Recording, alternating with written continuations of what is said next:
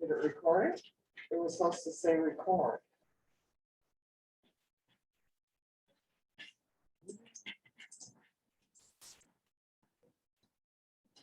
I cannot help you with this.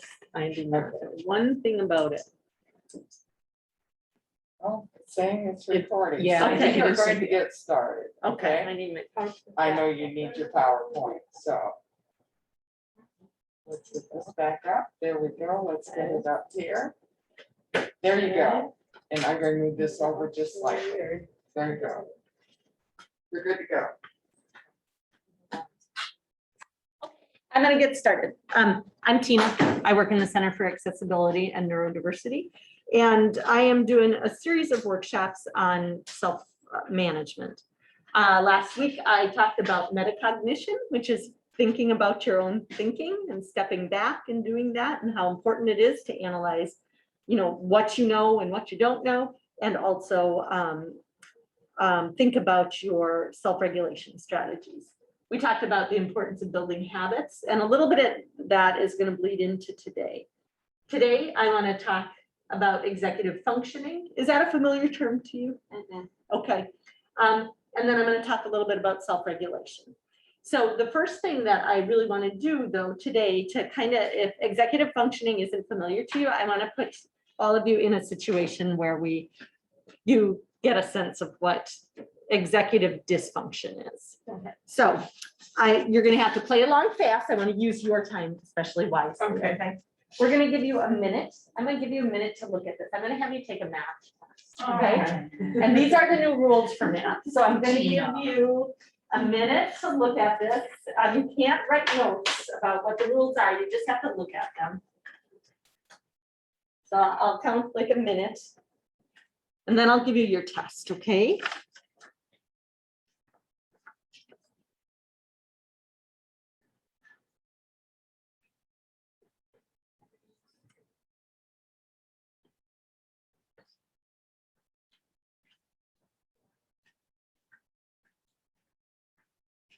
Those are all the new rules you have to memorize. I'll tell you when to turn this over. Just take all the time you can, because you never know. And I'm gonna turn this over. Turn it over here. Holy cow.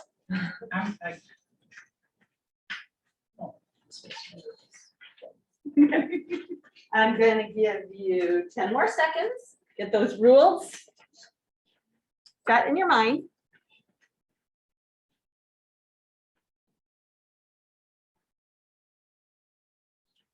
Okay, I'm gonna take your sheet away. As soon as I do, you turn that math test over, and I'm gonna give you about a minute and a half. Oh, no, Oh. There it is. Okay.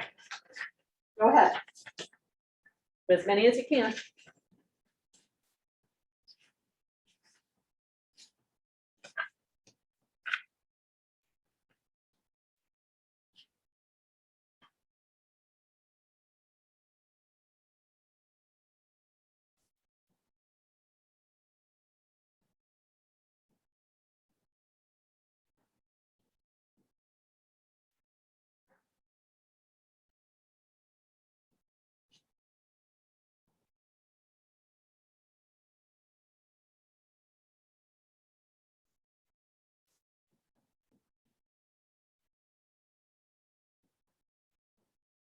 You're closing in on about a minute.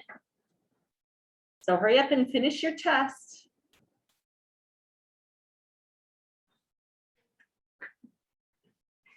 And then what we're gonna do is we're gonna, well, I'll shout out the right answers. And like that.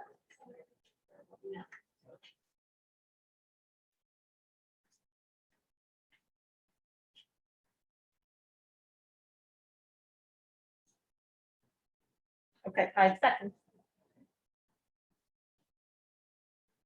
Okay, so put your pencils down. Let's quickly go. Remind me of your name. Cassandra. Okay, so all you get a chance, let's quickly go through the answers. How many got all the questions done? Oh. Where'd you get to? I skipped around. Okay, so number 1, who can give me an answer? 4, Correct. 2? 12, Wrong. 5. 3. Number 3. 12, 4. Seven. Number 4, 7. 21. 5, 5. 5, 5 is correct. 6, 20. 100. Oh my God. 7, 3. yes. 8, 64. yes. 9, hi, welcome. Hi, Tina. I was seeing our pictures. Anybody have 9? 140. Yes. 10, 50. correct. Let's stop there a little bit. So how you doing on the test? How did that go for you? Got Tell 4. me a little bit about how many you get right? I got 4 wrong. Okay. That's right. I'm surprised. Okay. We'll catch you up in a minute. Okay. 4. Okay. 4 right, 4 wrong. 4. Okay. So was that hard? Yeah. Why was it hard? Okay. We don't use those symbols. I was gonna say it's not what I know. Yeah. How do you feel about doing math in general? Anxious. Love it. Hard. Okay.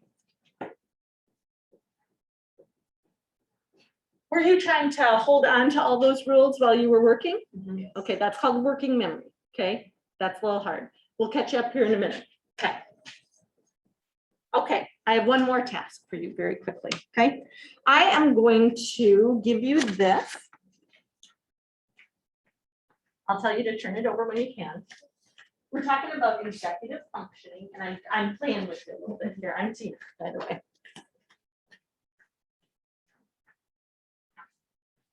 Okay. So when I say go, I want you to turn that sheet over.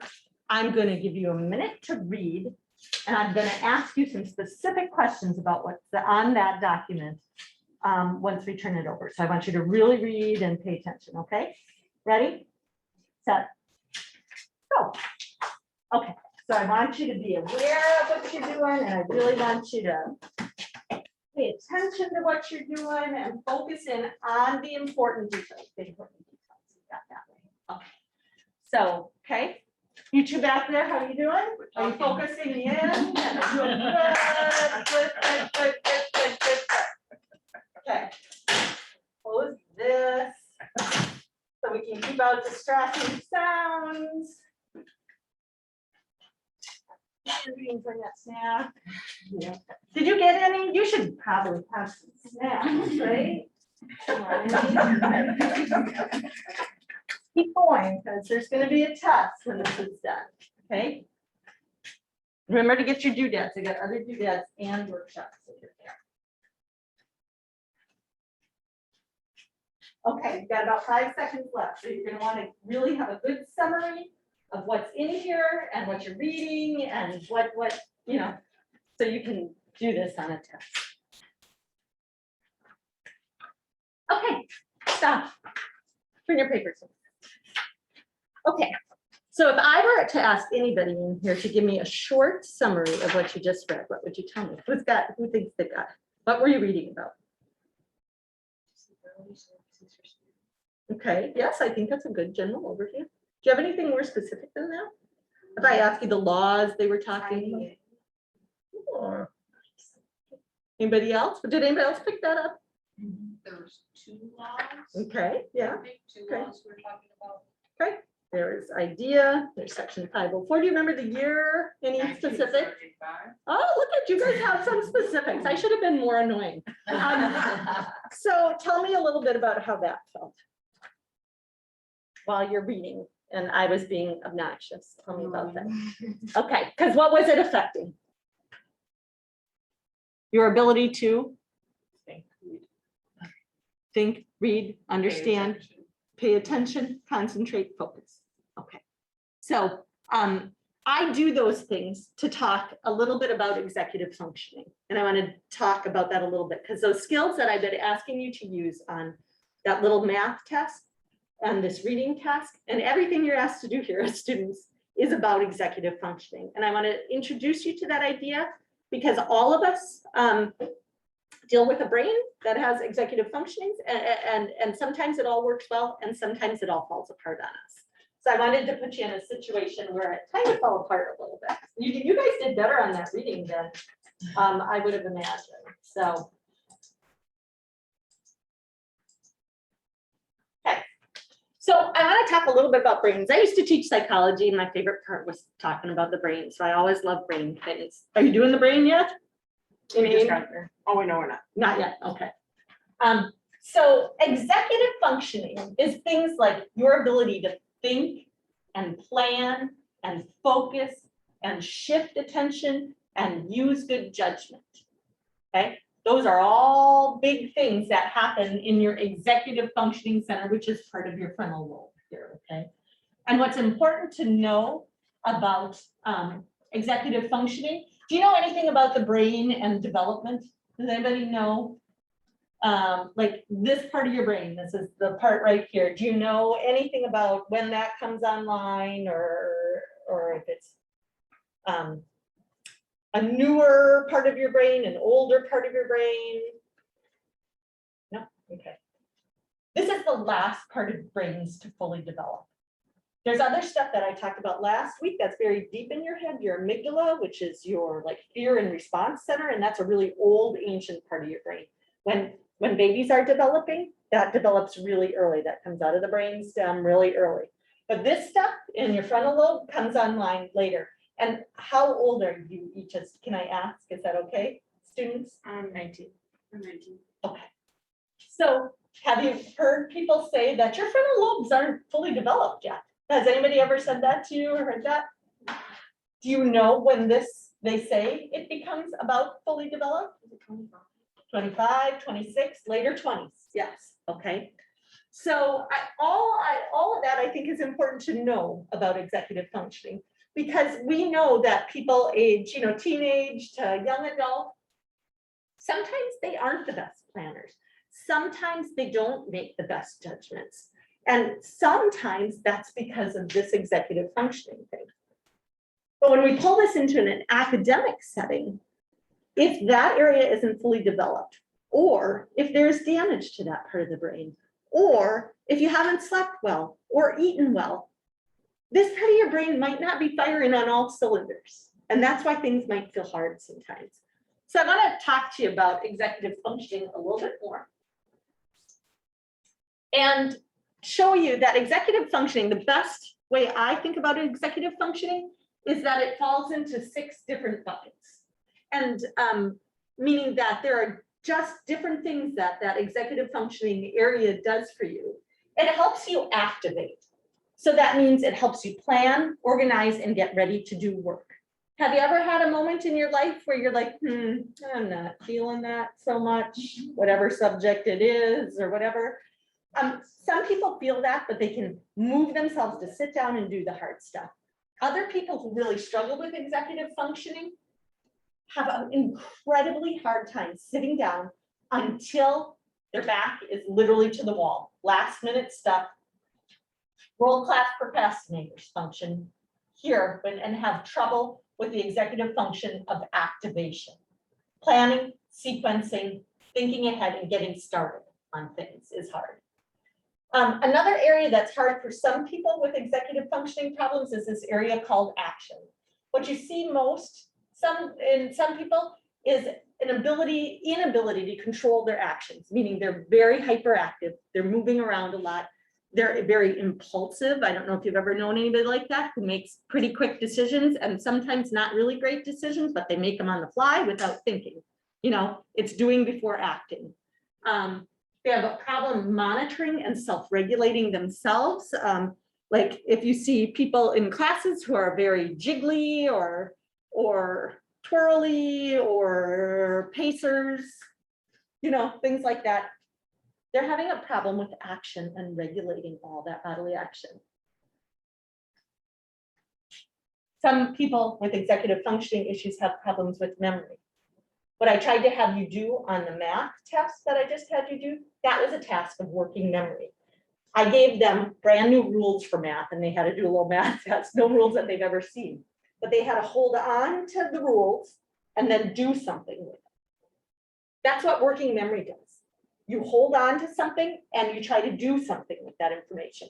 Some people struggle. That's why a lot of people struggle with math because they can't hold the formulas and stuff and do at the same time.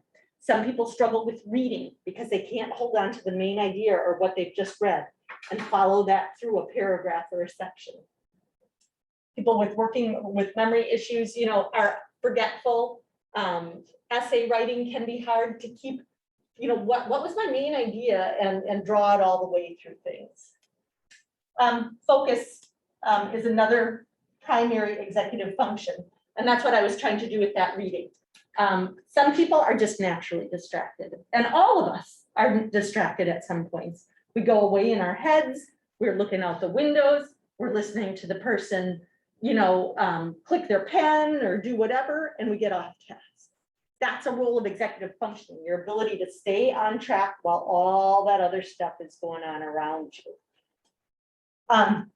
Emotion, some people with executive functioning difficulties have problems regulating their emotions. They're quickly frustrated with tasks that are hard for them.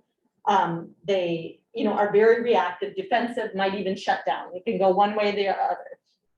And then finally, it's okay.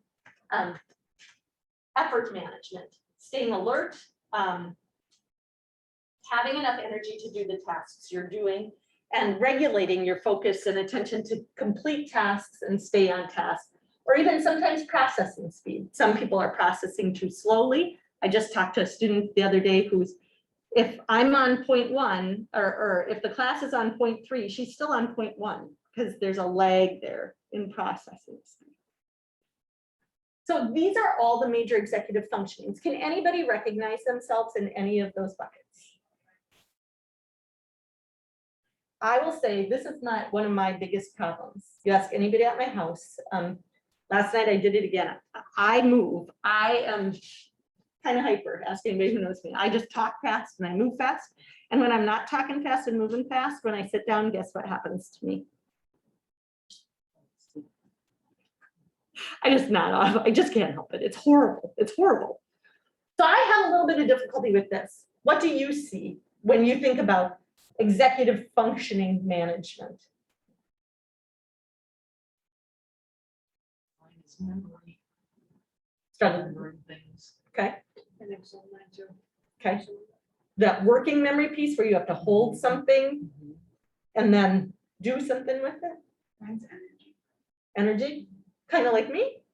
Staying alert, right? So having your butt in a seat, paying attention to a boring lecture is really hard. I have a son like that too. He tells me every day he's here, he's got math and accounting that he's got before. He's like, oh my God, 50 minutes is the longest time ever, you know?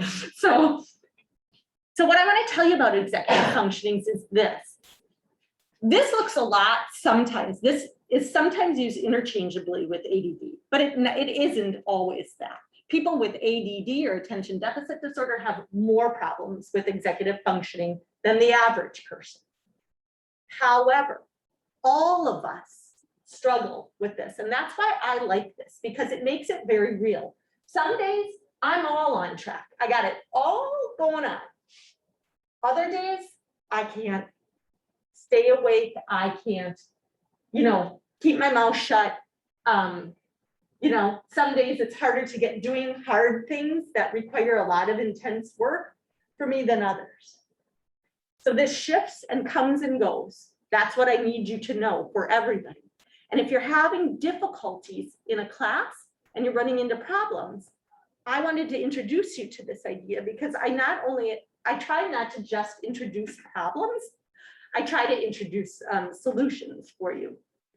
So I wanted to give you a couple things or one thing that addresses each of these executive functioning areas. If you find yourself having difficulties, then these are solutions. Things you can try if you find your executive function system breaking down. So it's a front and back sheet. Use it as you like, but I want to make sure you have that. And one thing that I noticed that I put on there in each category is breaking large tasks into smaller pieces. That helps with getting started. You trick yourself into, I'll only do a little bit. It helps with action and, you know, kind of, if you don't have to do so much work, you can handle all that fidgety stuff for a little bit. It works with memory when you have to take smaller bits in and put them out. A&P, good luck. It's hard to do small chunks, but I'm sure Sue or Carmen or anybody has told you, you treat each week or even each half a week, like there's a test in there. So you take a small bit, put it in, put it out, put it in, put it out, that type of thing. You know, small bits help with focus. They help with managing, getting frustrated and, you know, conserving energy too. So here's a checklist. And if you have to go to class, don't feel bad, just get that. I appreciate you coming. Tina, you good if we just keep rolling? Good, okay. So this is executive functioning, and I'll just say a couple more words about it, I think. And then we'll move on to the next. Does anybody have any questions about that? Does it make sense? Sure, we've got all those functions that come together for good planning, organization, and work completion, but sometimes they fall apart. And I think, you know, if you're taking charge of executive functioning, first it starts with awareness. So I'm trying to give you materials that help you be aware. And then another thing is if you are interested at all in this topic, or say you have to do a paper in psychology on something interesting, the guy who's done the most work with this is Dr. Thomas Brown. He's the guy who broke out that executive functioning into those 6 different buckets. And I find his work fascinating. I love that he did that because I think it really humanizes that. Understand how to adapt, because I think people have strengths in certain areas. Like you said, energy. If you're sitting in a chair, you get droopy. They have ADHD and ADD. Okay, so, but what I like to tell people is that there are gifts that come with that. So if you're a high energy person, when you are on your feet, would you say you are? That's a gift. I just talked to a gentleman yesterday that I thought was so interesting. He's 47 years old. He called my office. He didn't want to call my office, but he did. And he found out later in life that he's got ADHD. But his whole life, he's been in medical fields like EMT and things like that. And I am certain, he said he didn't really notice he had ADD or ADHD. I call it all ADD. There's ADD, hyperactive type, and inattentive type, or combined. Anyhow, he didn't notice it. And you know why he didn't notice it? Because his environment was so well suited to him. So there are gifts of executive functioning. There are downfalls, but some of those categories are, you make your brain perfect for situations. And it all starts with awareness and how you adapt. If you put yourself in situations where you're bound to fail, like me, I will never be a movie reviewer. It's not going to happen because I have to literally watch movies 20 minutes at a time. I mean, honest to God, I just fall right asleep. But if you need someone high energy to get a lot done in a day's time, you can count on me to do that, okay? And switch gears. I do that a lot. I'm getting tired as I get older, but I can do that a lot. So you got to remember that when you look at those categories, if you want a copy of that PowerPoint so you have them, remember where the gifts are and where you adapt. And create potential areas where, even if you know there are breakdowns, if you look at that checklist, you can think ahead and say, okay, if I've got this super hard task that I don't want to start, what can I do? I set myself a reward. I trick myself into saying I'm only going to do this many minutes or this many problems, you know, little things like that that help you get going and give you an edge when you know it's going to be difficult. I just said use strengths to leverage weaknesses. And you know, I talk to a lot of people who are very adaptable with their executive functioning problems. They've learned to be in the world because you choose situations that work, you work through situations that don't, and you find things that work for you, right? And I always tell people, if it really gets in the way, then seek additional help, because there's more help for that too, whether that's counseling or meds or things like that. But I think having knowledge and being armed with strategies is you know, half the battle won there, understanding that. I want to switch gears to self-regulation. I guess it's related, but what I want to talk about next is with a lot of executive functioning, when we talk about self-regulation, we talk about regulating your body so it can do what it needs to do, focusing your mind. When I talk about self-regulation here, I want to talk about emotional self-regulation, and I'll give you a little background why I want to talk about this. I work with a lot of people through my office. I work in the Center for Accessibility and Neurodiversity, so it's my job to set up accommodations and supports for any students with learning differences. And I've done that job a long time. And I work with a lot of people who come in pretty upset about a variety of things, as do Cynthia and Diane. A lot of times, you know, it can focus around tests and academic performance. Sometimes it can be around personal things. You know, we deal with, I think a lot, we deal with the whole person here, right? A lot. And what I've seen is a lot of people who feel they're not very self-empowered in knowing that they can regulate themselves. I think that's because of people's lived experiences that they come to the table with that. But I also think it's because no one's ever had the discussion about regulating themselves. And today I'm going to spend a little bit of my time talking a lot about being anxious and anxiety, because that's what I see the most. What do you see a lot of that in your world? Yes. Do you see that amongst peers? I'm a medicine. Okay, so I'm speaking to you. And I want you to, as comfortable, you say as much or as little as you like. Okay. So I see a lot of people. I can't tell you how many people come to me with that, all the diagnoses, all that. And I think around this area, we don't have a ton of resources for people who are dealing with all those different things, especially mental health issues, because I think the system is very taxed here. So a lot of people are going to general practitioners. And what I've learned, and I wonder if this is anybody's experience, I feel like the amount of people coming to me who are saying they have diagnoses of both anxiety and depression together have gone up. Did you hear me say this about why I think that is? Have any of you gone to like just a regular doctor checkup within the past 6 months or year? So I want you, and maybe you don't even have to have it that recent. What do they give you in the waiting room while you're waiting?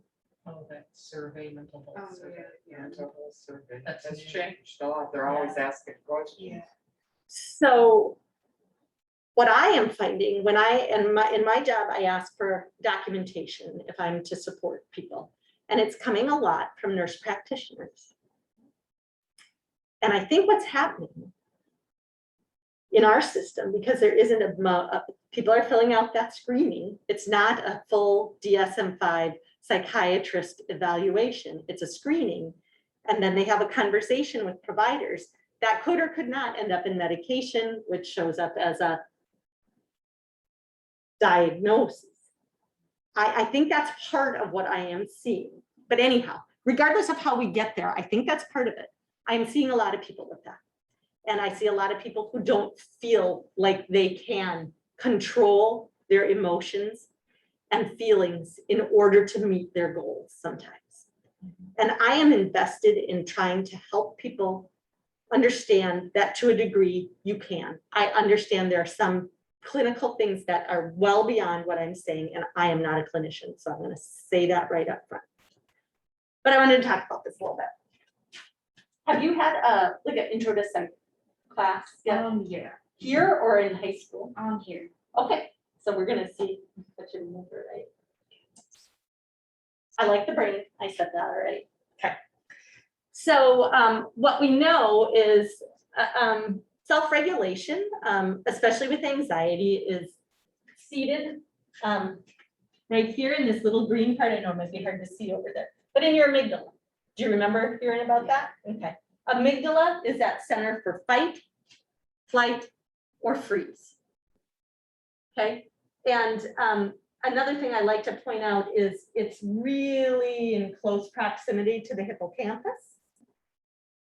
That's your seat of memory. So that's why, high anxiety producing situations or highly emotional situations often stay locked in because they're so, what fires together wires together is what they say. So the neurons in these areas, they fire together, they wire together. But this is the seat of emotional responses. And today we want to talk about anxiety because it's that fight, flight, or freeze. About the amygdala, how we just had talked about the frontal lobe and how that's a new area and it's still growing and evolving. This amygdala is primitive and it learns from experience, but it doesn't learn from logic. It's not a part of your brain you can reason and logic through. That's that frontal part that we had just talked about. The amygdala is not the same.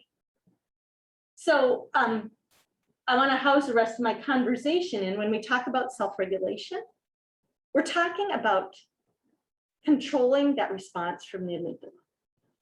And we can all think of situations where we've been in fight, flight, or freeze. Yesterday, it was funny, kind of ironic, not great for me. I had to do this little presentation in a math class. For your reference, I am on my 21st year here, okay? I was given a room, E324. And I get to places on time. I plan ahead, ask these ladies, they can be my references. I went up the steps through the student life space where I know E325, E326, went this way, went that way. Like, where's E324? Where's E324? I was totally panicking about it because I knew I was going to be late. And I went down a little bit, there's a classroom around the corner, it wasn't there. I'm like, oh my gosh. And I'm just walking around the school, like, I don't know what should I do? Do I text Mary Beth? What do I do?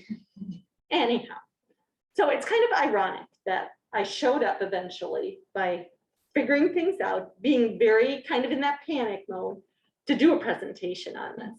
But it was kind of informative because that whole system was activated for me. I was kind of on high alert, right? I wasn't fighting. I didn't quite freeze, but I did for a moment thinking, I don't know what to do here. So we're going to start with that. Everybody has all these reactions, but it's what we do with them that counts. This is a book that I read for a class that I'm taking on. I took a class on self-regulation, engagement, and motivation. And I found so much good information in here. So when we talk about self-regulation, what we know is most of our fear responses run through our amygdala. In this book, they also talk about how a lot of our fear comes from our cortex. Think about, I don't want to put anybody in any triggering situations, but try to think of something benign situation where you've used your brain to think up a situation that caused more anxiety than probably was needed, where you created a lot of thoughts in your head about what was going on or what someone said or how they acted. And you did a lot of creation of thoughts in your head. And you can create fearful responses. Like, I worked with a student yesterday who's like, she didn't do well on a first test because she didn't do what she was supposed to be doing. And then she saw her teacher in the library and saw her and immediately started like, oh my gosh, and avoided her because she created a thought pattern like that instructor doesn't like me now. And so some of that response comes from up here, but eventually it all filters through that amygdala. And the goal to self-regulation is bringing that amygdala response down. And I already said that you can't think your way, like think positive thoughts or think you're right. You know this, right? You live this, okay? But what this book says, and I'd be curious to know if any of this rings true for you or completely false. I'm game for that. For that fight, flight, or freeze, you have to communicate directly with the amygdala through a couple of things. And in this book, it's all research-based. 3 things they say are breathing, progressive muscle relaxation, and exercise. And I want to talk about exercise a little bit because one point that they made that I found was interesting is when we talk about fight or flight, they say the reason exercise works is because it works with your body's natural sense to go like this. You use it to do something active, to work that amygdala response down. And for some people, they'll say breathing, yeah, right. You know, like when you're worked up, it's really hard to do that stuff. So they offer the alternative of saying, do something active to bring that down. They say all three of these, and they do the research on it, saying how that can calm that response. But the thing is, especially with breathing and muscle relaxation, you have to practice that stuff ahead of time. It doesn't show up. Do you want to say anything? Do you have anything I to think add? breathing, like thinking about, like just not breathing, but like thinking about how you're gonna take a deep breath and like following someone with you. Like you have to think about it, thinking about it gets your mind off of what you're anxious about. Okay. So like taking steps. I agree with you. Does anybody here have an Apple Watch or no? Okay, this morning, again, funny that it shows up in my world.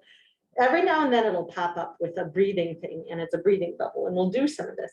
But if I didn't have that, I don't think I would do as well with breathing because for the same reason, seeing or having a guide or something, right? And then what they say is practicing that on a daily routine. So when you really need it, it's already become a habit that you don't have to think about. Progressive muscle relaxation, have you ever done that?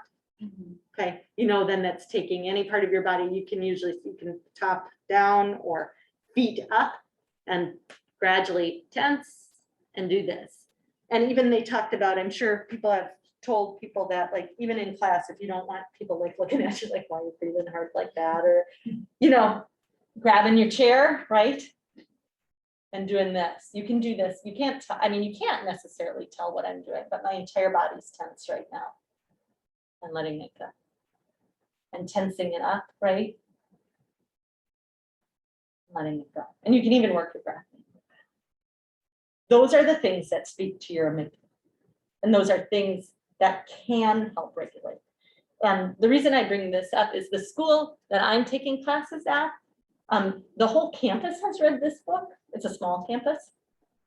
And they teach this in their first year classes. And they also, in the dorms that they have, the resident assistants in there help students work through what they call a distress tolerance plan.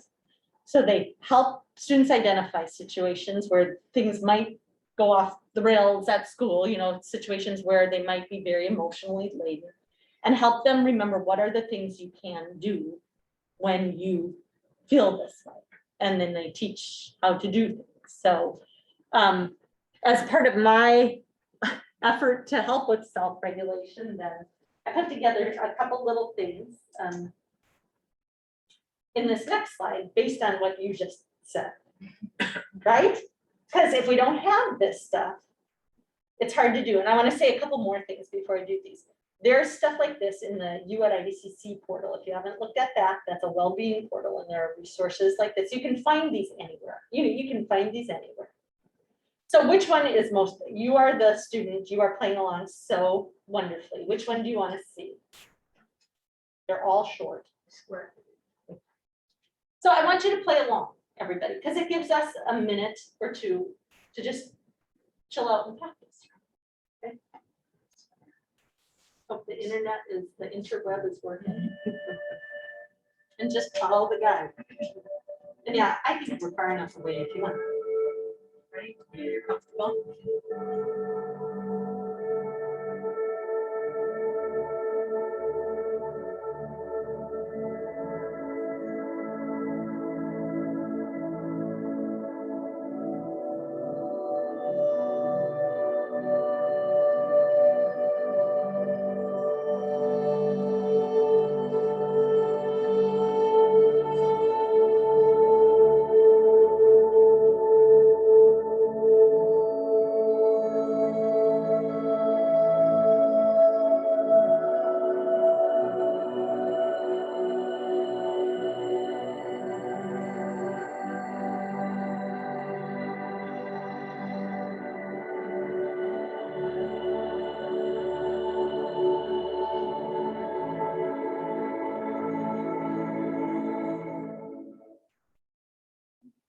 So there are all sorts of little fun things on there, whether you like a bubble or that, or the other People pieces. ask me, Oh my. yeah, what do I do to look the way that I do? When I tell them, I just want to show you it, so we won't go through these, but these are guided. So sitting comfortably, just beginning with a nice big deep breath, breathing in through the We'll nose do one. and out through the mouth. So eyes open, self-focus. As you breathe out, you can allow the breath to return to its natural rhythm. Just keep the eyes open for a moment. Just focusing in on one particular object within your field of vision. Not staring at it too intently, still aware of the space around you. But just gently focusing on that one object.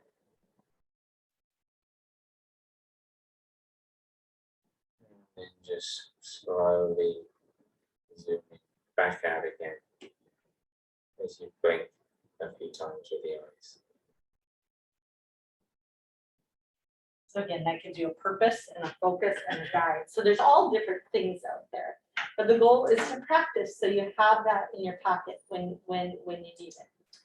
Another thing I wanted to mention and show everybody is we've been allowed for another section of class that I was taking, I had to review technology. So I chose to review the Muse headband. Have you ever heard of this? Oh, you have? Yeah, my therapist gave it to me. That's cool. Really? Yeah. Okay, so you know what this is all about. So you guys know what it's about too, because I've said, right? It's like, I call it like a training wheels for meditating. Tell me your experience with it. So interesting that you know about this. She gave me like an app to it or whatever, Mhm. and I did like the ocean sounds, and then it would be like if I was breathing too heavy or anxious, birds would start calling like really loud, and then in order to like calm myself, I have to breathe lighter, and then the birds would sing the ocean. Right? So that's what it does. The app shows you your progress. And you know why I think this is important? Is because I think it shows people visibly that they can regulate themselves. Was that an experience? for Yeah, you? it was cool. Because when you're just standing around doing a breathing bubble or a square or something, you're like, yeah, I think I feel kind of chilled out. I think I do.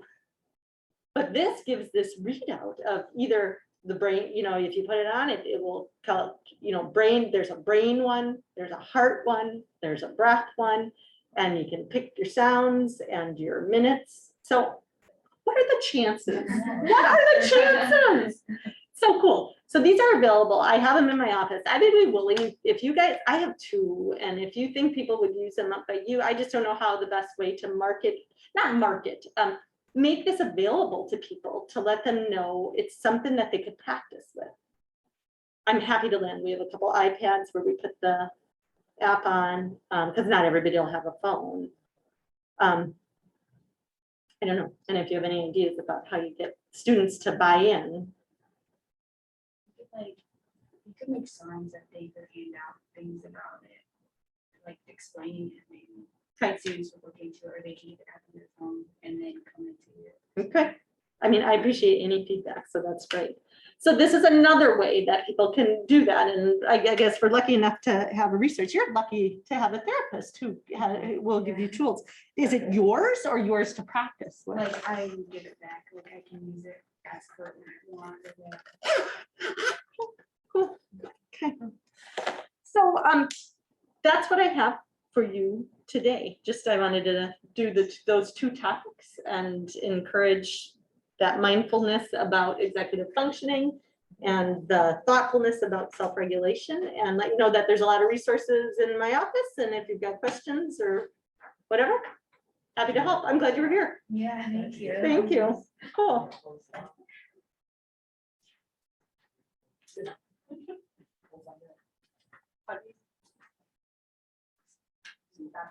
don't want to talk too much. Tell it. Okay. We have an evaluation. That's for you, that's a gift. Okay.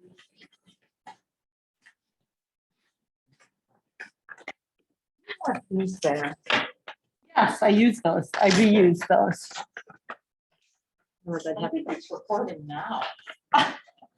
Everybody be on your best Huh? behavior. I hit the. Oh, did we miss the whole thing? Oh, I can't tell, it's got a red light up. now. Did you turn it off? I thought I did. You just. Why did you?